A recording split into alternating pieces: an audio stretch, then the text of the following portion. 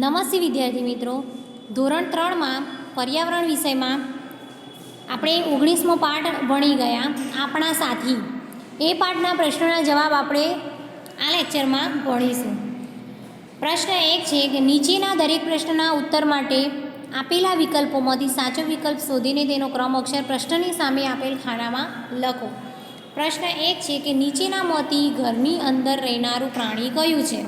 તો ઘરની અંદર રહેનારું પ્રાણી કયું છે? નીચે આપ્યું એમાંથી તો ઉંદર આપણા ઘરમાં રહે છે. પ્રશ્ન 2 છે પેટ વડે સરકીને ચાલનારું પ્રાણી કયું છે? તો સાપ એ પેટ વડે સરકીને ચાલનારું પ્રાણી છે, તો ક આવશે. કયા પ્રાણીના વાળમાંથી ઊન બને છે? તો ઘેટાના વાળમાંથી ઊન બને છે, જેનો આપણે સ્વેટર બનાવે છે. એ ઊન ક્યાંથી બને? તો ઘેટાના વાળમાંથી. સ્વેટર, પછી બ્લેન્કેટ, જે આપણે ઓઢવા માટે શિયાળા માટે જે વસ્તુ વપરાય છે એ ગરમ વસ્તુ બધી ઊનમાંથી બને છે, અને એ ઊન ઘેટાના વાળમાંથી મળે છે, તો ઘેટું આવશે જવાબ. કયા પક્ષીના ઈંડા ખોરાક તરીકે વપરાય છે? તો મરઘીના ઈંડા ખોરાક તરીકે વપરાય છે. હવે નીચેનામાંથી કયા પ્રાણીને તમે અડકી શકતા નથી? જો જે આપણને બચકું ભરે છે, જેને આપણે અડકી શકતા નથી, એવા સી આવશે. બરાબર. વર્ગખંડમાં પંખીને પંખાથી ઈજા થઈ ત્યારે તેના માટે પાણી કોણ લાવ્યું હતું? નવજોત અને હરભજન. યાદ રાખજો, પરીક્ષામાં પૂછાય કે વર્ગખંડમાં પંખીને પંખાથી ઈજા થઈ ત્યારે તેના માટે પાણી કોણ લાવ્યું હતું? તો નવજોત અને હરભજન. ગાયના રહેઠાણને શું કહેવામાં આવે છે? તો કોઢ, ગમાણ. શું કહેવામાં આવે? ગમાણ. નીચેના પૈકી પ્રાણી દ્વારા મળતી પેદાશ કઈ છે? તો મધ. મધ એ પ્રાણી દ્વારા મળતી પેદાશ છે. મીનુની ગાયનું નામ શું હતું? તો મીનુની ગાયનું નામ શું હતું? ગંગા. પ્રશ્ન 2 છે યોગ્ય શબ્દો વડે નીચેના વિધાનોની ખાલી જગ્યાઓ પૂરો.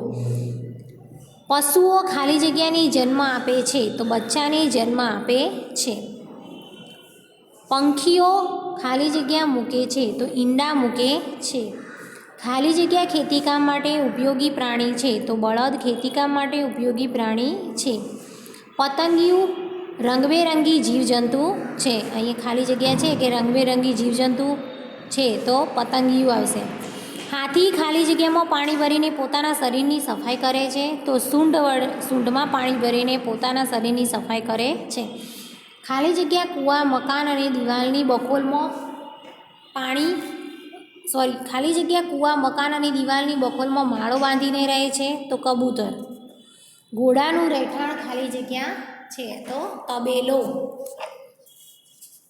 પક્ષીઓ ખાલી જગ્યા ચણે છે, તો પક્ષીઓ ચણે છે. પરીક્ષામાં પૂછાશે વિદ્યાર્થી મિત્રો, ધ્યાનથી સાંભળો.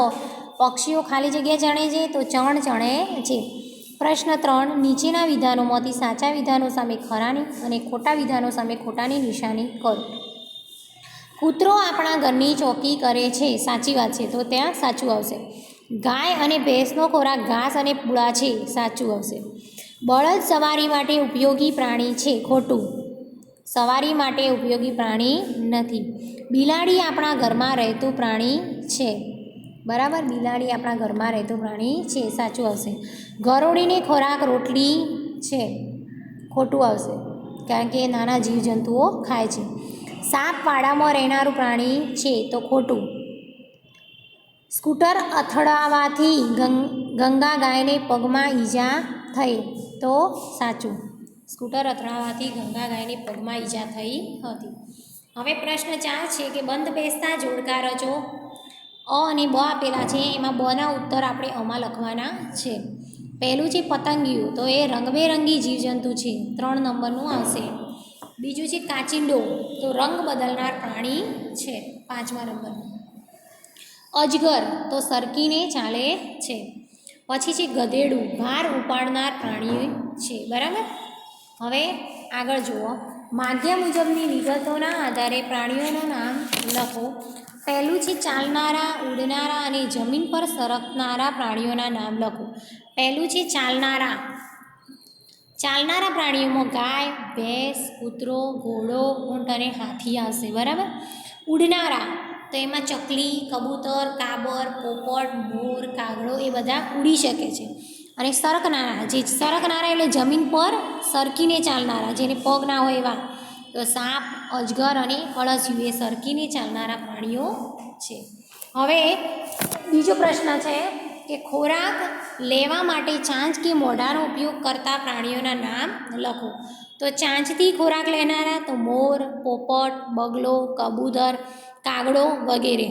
અને મોઢેથી ખોરાક લેનારા તો બિલાડી, ભેંસ, ગાય, ઊંટ અને ઘોડો. બરાબર, જે મોઢેથી ખોરાક લેનારા છે. હવે તફાવત આપો પશુ અને પંખીનો. તો પશુ અને પંખી, તો પશુ માટે આપણે તેને 4 પગ હોય છે. બરાબર, પશુને, જ્યારે પક્ષીને 2 પગ હોય છે. પશુ તે ઉડી શકતા નથી અને પક્ષીઓ ઉડી શકે છે. તેને ચાંચ હોતી નથી, પશુઓને ચાંચ હોતી નથી, જ્યારે પક્ષીઓને ચાંચ હોય છે. પશુઓ તેને પાંખો હોતી નથી અને પક્ષીઓને તેને પાંખો હોય છે. આ રીતે આપણે તફાવત લખી શકીએ છીએ. અહીંયા આપણા પ્રશ્નોના જવાબ પૂરા થાય છે. અને આ જે PDF છે એ હું તમને મોકલીશ, જે તમારે લખવાની નોટબુકમાં અને મોઢે પણ કરવાની રહેશે. ધન્યવાદ.